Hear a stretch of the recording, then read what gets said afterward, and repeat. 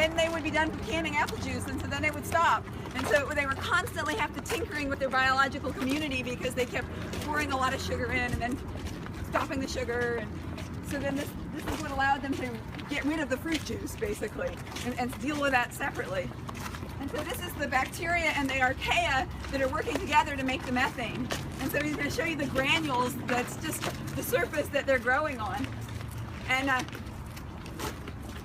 you know, once you have the population, you can get more of them. They had to get their starting population. Where did you get your starting population? Where did you get the starting population? We got a couple truckloads from Anheuser-Busch UASB. It's a really popular way of treating. I'm trying to get some of the bigger granules out on my finger here. And what I don't mind putting this on my fingers is because there's no poop, nothing in it. This is all just starts and it starts as high strength fruit processing. It's not toilet waste. So it's hooked up to a different system completely? Yeah, it has its own pipeline to the plant from customers like Del Monte. Knoll Canning, the Pepsi bottler, has a hookup to this line. Anywhere where we think we can get high sugar, low everything else wastewater. Some of these are going to be, oh, that sounded good. Not really. Anyway, can't really get a nice granule out here, but you can see it forms granules about the size of a BB. Some are bigger, some are smaller, but those are just normal anaerobic digestion bacteria just closely associated with each other. And we had to buy, as part of the contract for starting this thing up, we had to buy this initial material, and we bought about 55,000 gallons of it. Some of it came from a Smucker's fruit processing or jam and jelly factory. They had a reactor. There's one in the Tri-Cities. I think we got some granules from them. I've been there. It's a super interesting place where they take potato starch waste and turn it into a product. But anyway, their wastewater goes through one of these, and they had granules. Anheuser-Busch. So about 5 different places. One from a Pepsi plant in California. The funny part was that the granules smelled like whatever they came from. So the Smucker's one smelled like fruit jelly. The Pepsi one smelled like Pepsi. The beer one smelled like beer. So anyway, they delivered a minimal amount, and here's another toxin story. Del Monte used to use these quaternary ammonium compounds.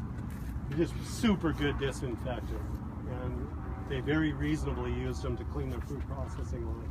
Super toxic to these bugs. We weren't really losing our population in here that much, but it wasn't growing that fast, and we had to backtrack and figure out what everybody was using as a cleaner. They were kind of in a partnership with us on this, so they immediately said, okay, we'll find something else. And once they did find another cleaner, the population started to grow really well. Yeah, our customers are super cooperative for the most part.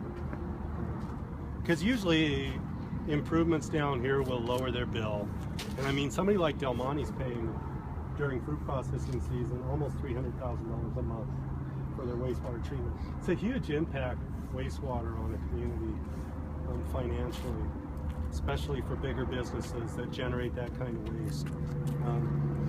Our plan, along with the winery theme and economic development in the valley, this played a pretty big role in that. I don't think we've gotten the message. City administrations change, and it's hard to keep a consistent message. But our message from here is we've just made available a huge amount of wastewater treatment capability for microbreweries, wineries, small to medium-sized wineries, and it's a way we justified getting this built partly. So we try to have our economic director in town, when he's trying to lure businesses here that'll generate this kind of waste, make sure he mentions that. So how do those businesses get hooked up to the industrial waste line if the line isn't in their vicinity? Fortunately for us, it goes close enough to a lot of them that we, when we funded this, We also got approved expansions of the line to real estate that's open or probably might get developed down that avenue. We have a stub into the Boise Cascade area. Just thinking if they go that direction over there, winery, microbrewery, we'll be able to service them pretty easily. Right. 'Cause there's a lot of like breweries, wineries, you know, fruit processing places in rural areas that might not be serviced by the industrial. That's true. And at that point, if there were enough of them that were going to go on there, the city would probably consider funding an expansion of that neighborhood. So right now, those businesses just their wastewater They'll be going go into the domestic. regular- So, any questions on anything you've seen so far? We head up to the lab.